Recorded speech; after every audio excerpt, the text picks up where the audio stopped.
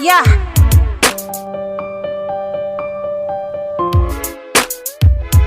Aha. Yeah. Soya gani da ku a kamfanin algaita stodio masu burbuɗin fassara suka fassara muku wannan fim mai suna uwar wasi. Uwar wasi kayataccen labari ne akan wani jarumi wanda ya tsinci 'yan uwa sama da ka. Yayin da wasu marayu suka je kan digan jirgi don su sheke kansu. Bayan zuwan su digan jirgin ne suka jiyo masifan da ya fi karfin nasu, sai suka ji kukan jariri.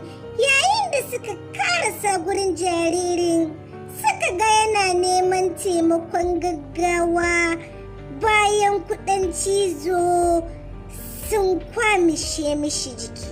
Maza mutanen naka suka garzaya da jaririn zuwa asibiti, bayan bashi kulawa tukuru har jaririn ya girma ya zama ɗaya daga cikin ahalinsu.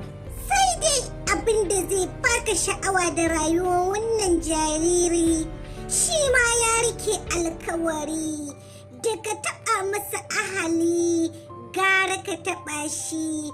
Idan ka taɓa wannan ahali nashi guda 3, to tabbas za ka zama shekaki.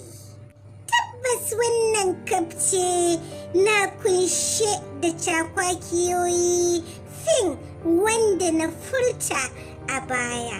Kai da nemi naka kayataccen labarin nan na fim ɗin uwar wasi na kamfanin algaita stodio don more cakwakiyar da ke cikinsa.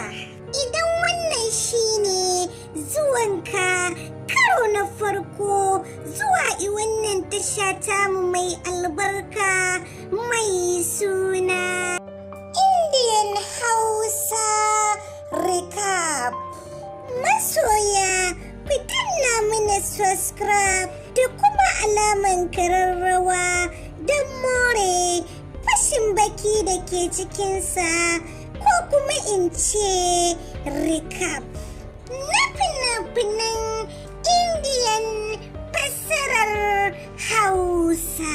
Kai dai kulla halaka da wannan channel tamu mai albarka mai suna